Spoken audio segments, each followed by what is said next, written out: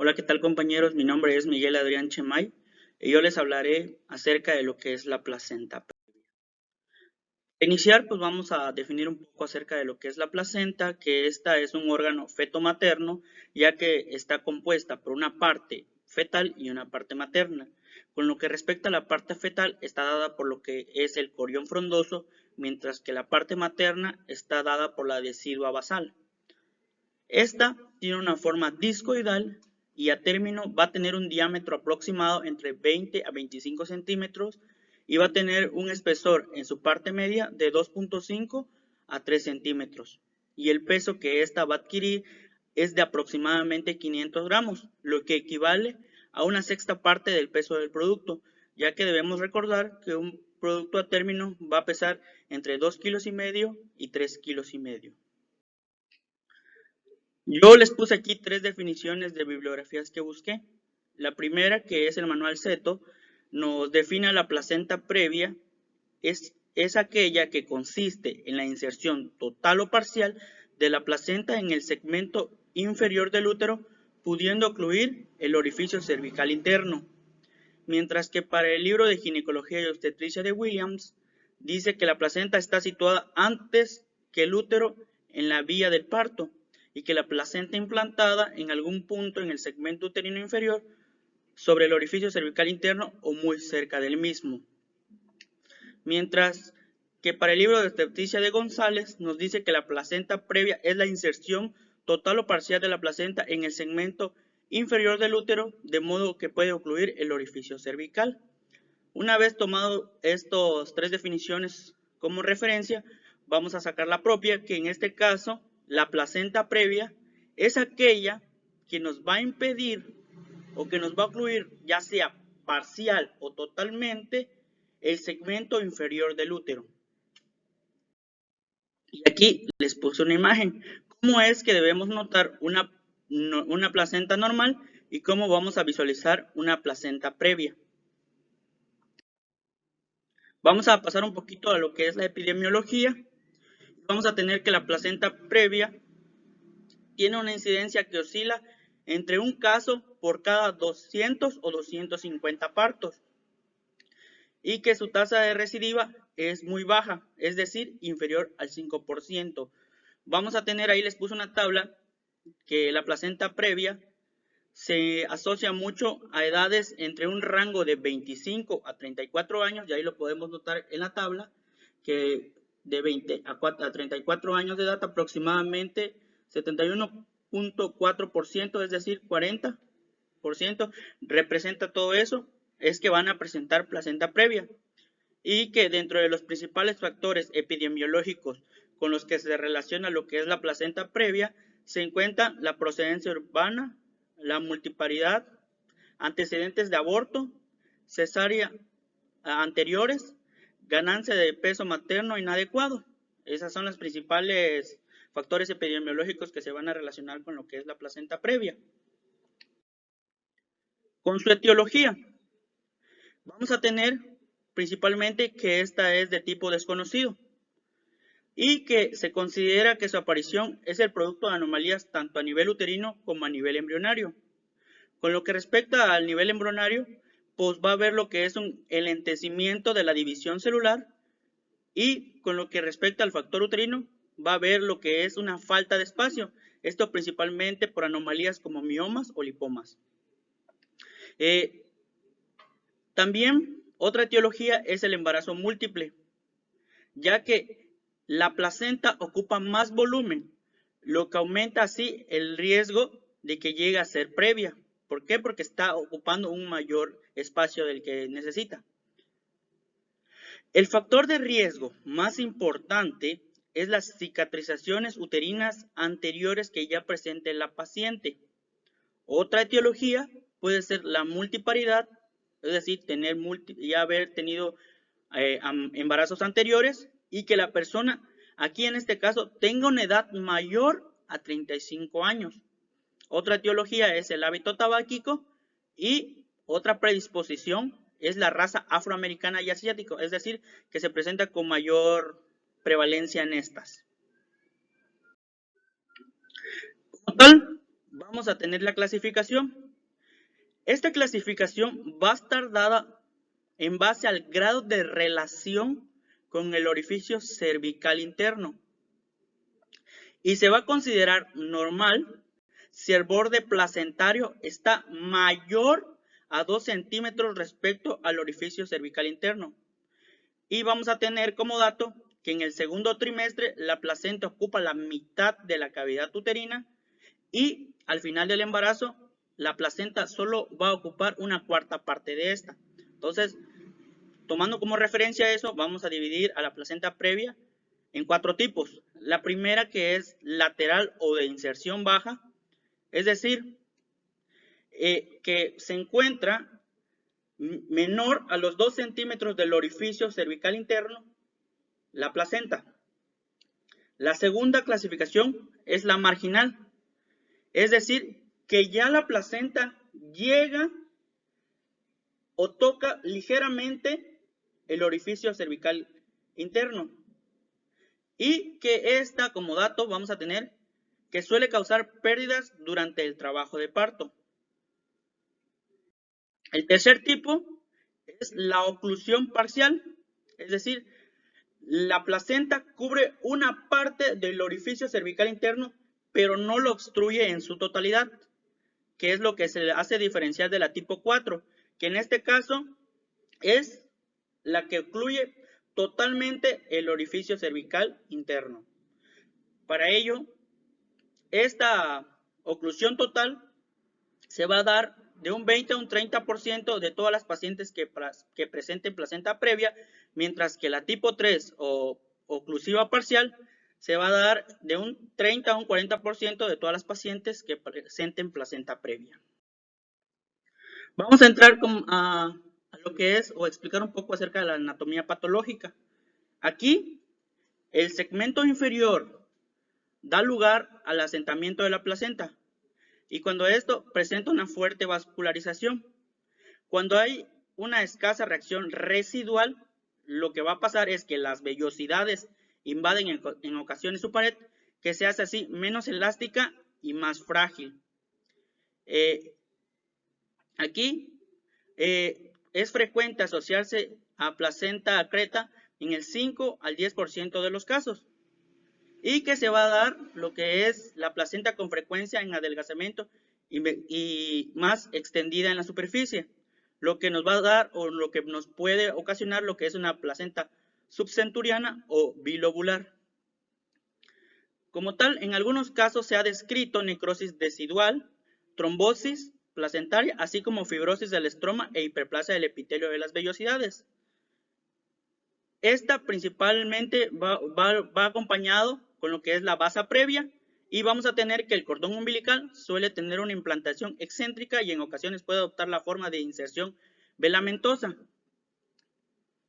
y que las membranas son espesas y rugosas en la vecindad de los cotiledones y su elasticidad aquí se ve reducida, es decir, que se va a encontrar menor. Vamos a recordar algo que es muy importante, que durante la placenta previa oclusiva total y oclusiva parcial pueden provocar el sangrado en cualquier momento del tercer trimestre, mientras que la placenta previa marginal suele causar pérdidas durante el trabajo de parto. Para entrar a las manifestaciones clínicas y exploración física, vamos a empezar que es un cuadro clínico materno y que el síntoma típico de la placenta previa, ya que lo presenta en el 80% de los casos, es la hemorragia indolora. Esta hemorragia indolora va a presentar sangre rojo brillante que va a tener una tendencia a formar coágulos y que esta hemorragia es la tercera causa de transfusión durante la gestación, el parto y el puerperio y es la segunda causa más frecuente de histerectomía postparto. Esta es discontinua y recidivante. Vamos a tener que el origen de la hemorragia es multifactorial. Uno de ellos es la dilatación cervical mínima y ausencia del tapón mucoso. ¿Debido a qué? Porque disminuye la presión en el espacio útero-placentario y hace que se exteriorice la sangre. Otra origen es la distensión del segmento interior que provoca la rotura de los capilares vasculares. Una vez que provoca la rotura de los vasos capilares, hacen que drenen al espacio útero-placentario. Y el tercer origen es la diferencia de presiones que bajan a la parte inferior y de ahí al exterior a través de la dilatación cervical. La metrorragia va a ser menor a 500 mililitros y esta va a tener un aspecto de rojo vivo y nos dice que va a tener una aparición súbita y recidivante. ¿Debido a qué? Debido a que puede relacionarse con el coito, pero no siempre debe relacionarse con el esfuerzo. También se va a ver en constante unión con lo que es la rotura de membranas amnióticas, que nos puede llegar a dar un shock o anemia aguda, presentándote así hipotensión, taquicardia y palidez, entre otras manifestaciones. Dentro de lo que es la exploración física, principalmente en el tercer trimestre de la gestación en el trabajo de parto, consiste en lo siguiente. Primero, vamos a tener un registro básico de las constantes. Esto en función de la cantidad de sangre. Luego vamos a tener la colocación de una vía de perfusión, principalmente de suero salino o fisiológico. Vamos a pedir un hemograma, coagulación, pruebas cruzadas. ¿Por qué? Porque después vamos a tener lo que es las maniobras de Leopold. ¿Por qué realizar las maniobras de Leopold? Porque dice que la placenta previa suele asociarse a presentaciones anómalas y que esta se presenta del 20 al 30% de los casos. En este caso estaríamos utilizando la tercera maniobra que nos ayuda a evaluar la presentación fetal. Luego vamos a pedir lo que es una auscultación y un registro cardiotopográfico para valorar la frecuencia cardíaca y la dinámica uterina.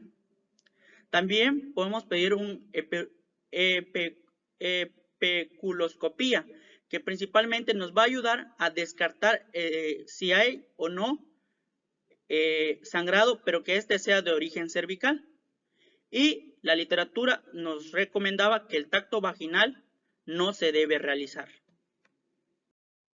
Aquí la placenta con implantación anormal, pues son los síndromes de placenta excreta, se originan con la implantación y la adherencia anormales de la placenta y se clasifican de acuerdo con la profundidad de penetración de la placenta en la pared uterina.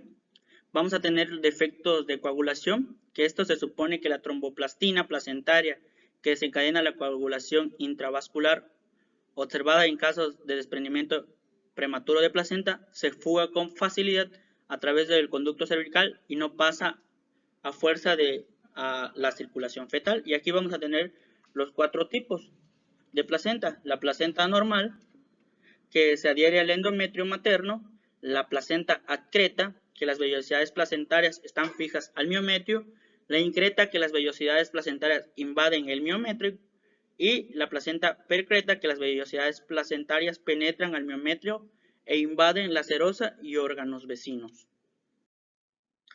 Dentro de lo que es el cuadro clínico fetal, pues vamos a tener que hay afectación fetal, se dan principalmente en casos de hemorragias graves y que ésta se ve involucrado o compromete el estado general materno. Nos dice que principalmente el factor de afectación suele ser grave, con la aparición de bradicardias o desaceleraciones graves en el registro cardiotopográfico, que condiciona una extracción fetal inmediata. ¿Cómo vamos a llegar al diagnóstico? Pues nos decía la literatura, ecografía transabdominal o transvaginal es el método diagnóstico de elección para esto, y hay que recordar que el tacto vaginal no está recomendado. Vamos con esto, ¿qué vamos a buscar? Pues principalmente con la ecografía vamos a buscar lo que es la localización de la placenta y vamos a evaluar la estática fetal. Para ello, el diagnóstico de exploración clínica se utiliza con una técnica, es decir, se necesita que el dedo pase por el cuello uterino y palpe prácticamente, pero para que esto se lleve a cabo debe ser realizado en un quirófano, porque si se realiza un tacto vaginal, debemos estar preparados para realizar una cesárea inmediata. Aquí vamos a tener lo que es la localización de la placenta por ecografía, y ahí podemos ver 3 ecografías utilizadas. La primera, que es la transabdominal, que esta nos va a aportar datos confirmatorios de placenta previa en un 96% de los casos, y que nos dice que cuando esta falla por resultados imprecisos, estos pueden estar causados por lo que es una distensión de la vejiga. En la ecografía transvaginal, esta nos dice que es una técnica segura y sus resultados son mejores, ya que nos permite visualizar los orificios internos en todos los casos. Y la otra ecografía que es utilizada es la transperitoneal, que nos ayuda a precisar la localización de la placenta previa. Y aquí les traigo 4 ejemplos. Ahí podemos notar lo que es la placenta, el cervix y la cabeza fetal.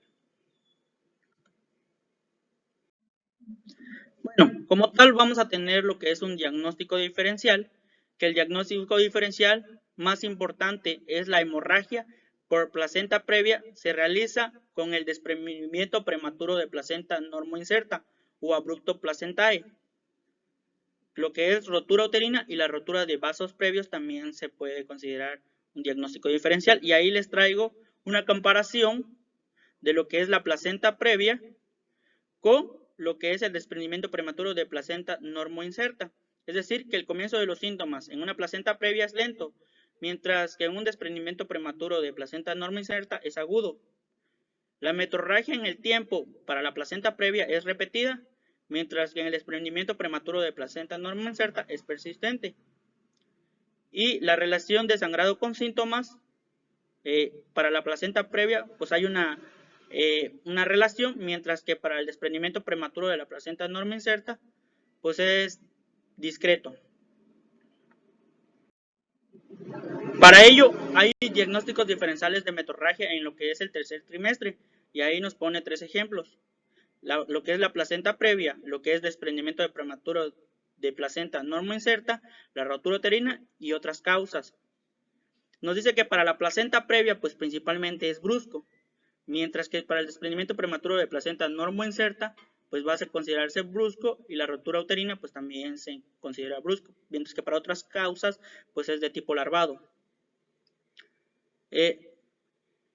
La cesárea previa, para cuando hay una placenta previa, pues es muy frecuente. Para un desprendimiento prematuro de placenta normoinserta, pues no.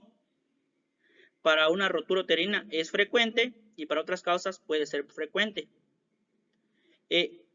Con respecto a lo que es la clínica, vamos a tener que la placenta previa por lo regular es indolora, el desprendimiento prematuro de placenta normoinserta es dolorosa, y la rotura uterina tiene un dolor intenso, y que en otras causas puede ser indoloro.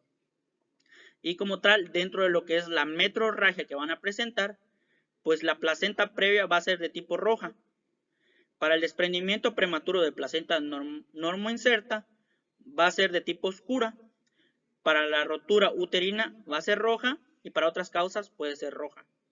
Mientras que en el ataque al estado general, en la placenta previa puede ser más o menos.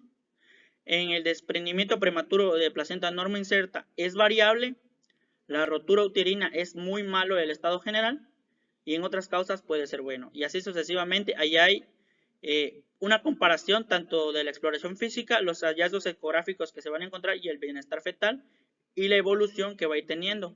Y con base a ello, pues vamos a ir haciendo la diferencia entre una patología y otra. El tratamiento. Una vez que entremos al tratamiento, este tratamiento debe ser individualizado y depende de los siguientes factores. Aquí principalmente la edad gestacional, y para madurar los pulmones, pues se usa el empleo de corticoides. Más adelante les explicaré cómo abordaremos cada uno de ellos. Vamos a tener que evaluar también el inicio del trabajo de parto. Vamos a evaluar el estado materno y fetal. Y en dado caso, de que haya fallecimiento del feto, hay que realizar una cesárea. También hay que evaluar la variedad de la placenta previa. Es decir, si es una placenta baja, si es una placenta marginal, si es una placenta de oclusión parcial o si es una placenta de oclusión total. Si hay una oclusión total, lo que se va a optar es realizar una cesárea. Pero si hay una oclusión parcial o marginal, vamos a intentar realizar un parto vaginal. Y ya si no se puede, pues realizamos inmediatamente lo que es una cesárea.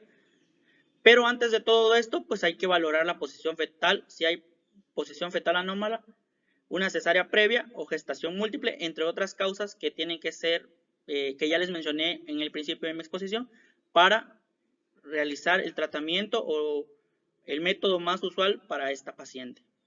En el tratamiento, los 3 factores que consideren de forma usual incluyen 1. La edad fetal y madurez del producto, 2. El parto y hemorragia y 3. La gravedad que esta nos influya.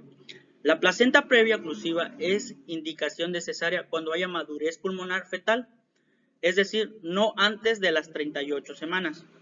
Y cuando hay un feto pretérmino, se ingresará a la paciente, pautándose corticoides para la madurez pulmonar y fetal, y si tiene contracciones y el sangrado no es importante, se pueden administrar tocolíticos. Dentro de los tocolíticos más utilizados, pues vamos a tener lo que es el sulfato de magnesio, 4 gramos de carga y luego 2 gramos por hora.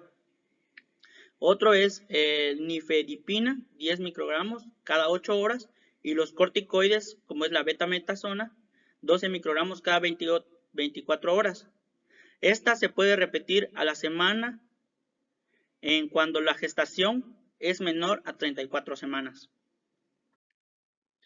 Si a pesar de ser feto pretérmino, la hemorragia es muy abundante o hay signos de sufrimiento fetal, se debe realizar de forma urgente una cesárea. Y vamos a tener que usar el sulfato de magnesio para una neuroprotección fetal. Y como dato, en caso de una gestante RH negativo, en el primer episodio de sangrado se debe realizar profilaxis de la isoinmunización de la gamaglobulina anti-D. ¿Qué vamos a hacer ante una hemorragia de parto pretérmino sin trabajo de parto? Lo primero que vamos a hacer es un ingreso hospitalario y vamos a tener las constantes básicas. La valoración analítica básica, pruebas cruzadas y reposición de las pérdidas sanguíneas.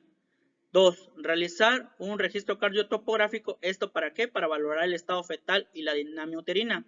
3. Reposo absoluto en cama.